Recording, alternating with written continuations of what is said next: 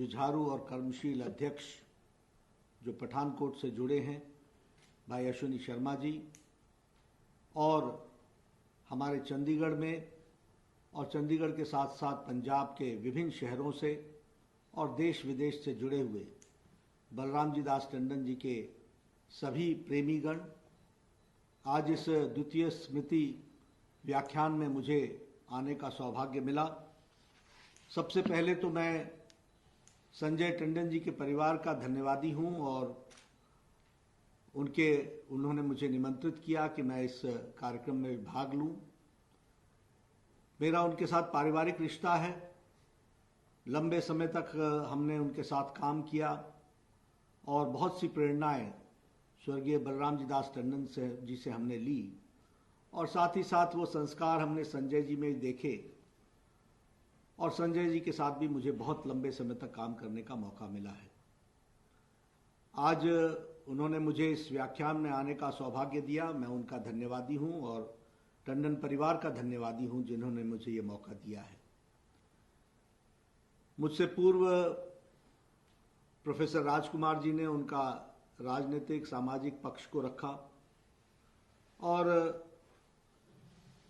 संजय टंडन जी ने उनका पारिवारिक पक्ष, एक परिवार के दृष्टि से वो कैसे देखते थे और किन बातों को वो रखते थे और किन संस्कारों की बात वो करते थे, उसको उन्होंने बहुत तफसील से विस्तृत रूप में हमारे सामने रखा है। मैं अपना सौभाग्य मानता हूं कि बलराम जी दास जी के साथ मेरा बहुत ही घनिष्ठ संबंध था। उम्र में वो मुझसे बहुत बड़े थे, तजुर्बे में वो मुझसे बहुत बड़े थे, लेकिन उनका संबंध एक दोस्त के नाते कैसा होता है, उस तरीके का उनका संबंध मेरे साथ रहा। हमारे वो पार्टी के प्रथम जनरेशन के नेता थे। He was the leader of the first generation और उस जनरेशन में वह संस्थापक सदस्यों में से एक थे जिन्होंने भारतीय जनसंघ की स्थापना की। आप समझ सकते हैं कि उनका कार्यकाल कितना लंबा रहा।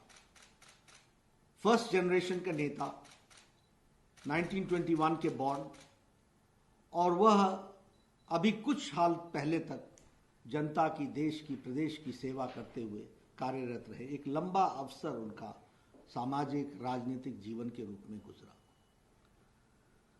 सब लोगों ने बहुत सी चर्चाएं की हैं। हम सब जानते हैं कि बलराम जी दास टंडन जी ने विधानसभा के चुनाव लड़े, 6 बार वो विधानसभा के सदस्य रहे, वो उप मुख्यमंत्री रहे पंजाब के, वो विपक्ष के नेता रहे, वो गवर्नर रहे छत्तीसगढ़ के।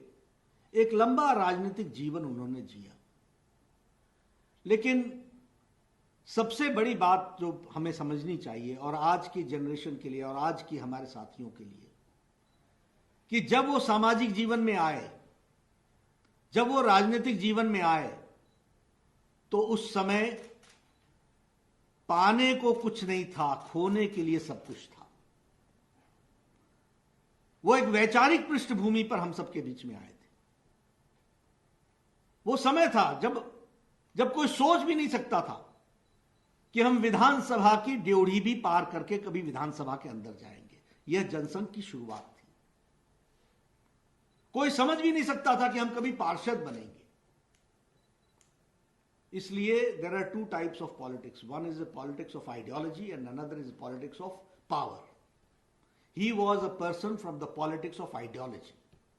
एक विचारधारा के लिए समर्पित होकर के जीवन लगाना और अपने जीवन के साथ साथ उस जीवन को उस विचारधारा के साथ जीना, यह बलराम जी दास टंडन जी से हमको सीखने को मिलता है, हमको समझने को मिलता है और यह हमको ध्यान में रखना चाहिए।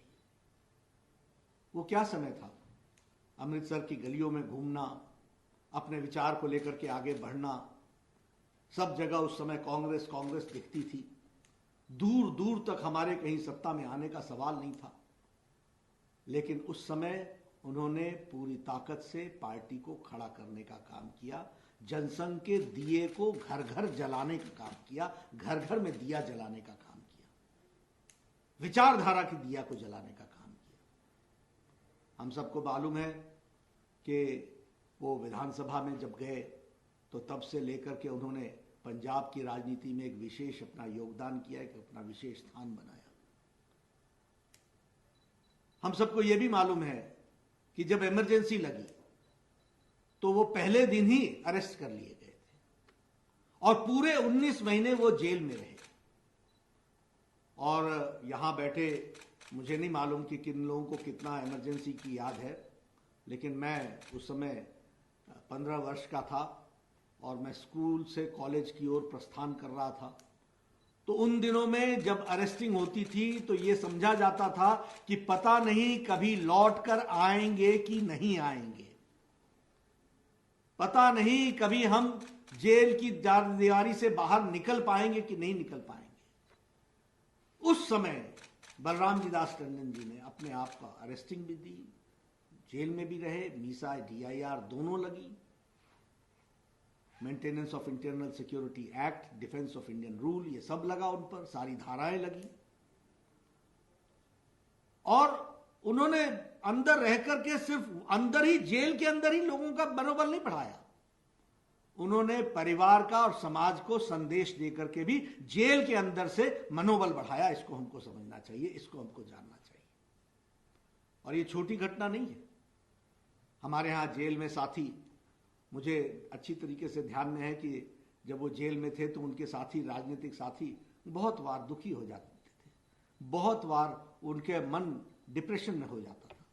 बलराम जी दास टंडन जी हमेशा कहते थे, विपरीत परिस्थितियों में ही रास्ता निकालना और आगे बढ़ना, यही जीवन की शैली है, इसी को जीवन कहते हैं, इसी को जीवन मान करके चलते हैं। तो उन्होंने जेल के अंदर भी वो सबको योगदान किया, सबका मनोबल बनाए रखा। बाहर आए, फिर उन्होंने फिर से सरकार में आए, सरकारें चलाई। और एक समन्वय देखिए, प्रकाश सिंह बादल जी हमारे वरिष्ठ नेता, अकाली दल, शिरोमणि अकाली दल के और पंजाब के वरिष्ठ नेता, उनके साथ उनका संबंध कोई 2 दिन का नहीं, कोई 2 साल का नहीं, कोई 20 साल का नहीं, जन्म का संबंध। हर दृष्टि से एक बराबरी के स्तर पर सारी बातों को एक दूसरे से शेयर करना, पारिवारिक बातों से लेकर के सामाजिक विषयों के बारे में चर्चा करना, राजनीतिक विषयों के बारे में चर्चा करना, यह उनकी विशेषता थी।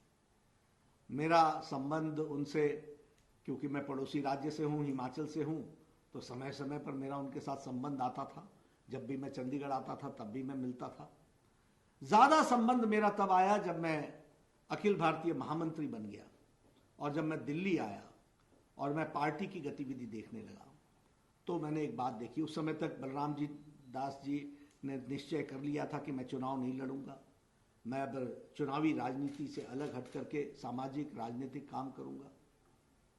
मुझे याद है कि उनका एक बार फोन आया, मैं दिल्ली था, कि मैं आपसे दिल्ली मिलना चाहता हूं। मैंने कहा, आप दिल्ली मुझसे मिलने क्यों आएंगे, मैं आपकी जब भी चंडीगढ़ आऊंगा तो आपसे मिलूंगा। बोलने लगे, नहीं नहीं नहीं, मैं आऊंगा, मुझे आना है। मैंने कहा, नहीं, अच्छा नहीं लगेगा कि आप दिल्ली आएंगे, मैं आता हूं। उन्होंने कहा, तुम नहीं जानते, मैं आऊंगा। वो आए दिल्ली। मैंने कहा, मैं आपसे मिलने पंजाब भवन आ जाता हूं। बोले, नहीं, मैं कार्यालय आ रहा हूं। ये देखिए समर्पण। हमारे से वो इतने बड़ी उम्र के प्रथम जनरेशन के नेता, और वह कह रहे हैं कि कार्यालय आता हूं। मैंने कहा, ठीक है जी। हम आए, बैठे, चाय पी। हमने कहा, क्यों आना? उन्होंने कहा, देखो, मेरा व्यक्तिगत कुछ नहीं है, लेकिन मैं जो पार्टी के बारे में समझता हूं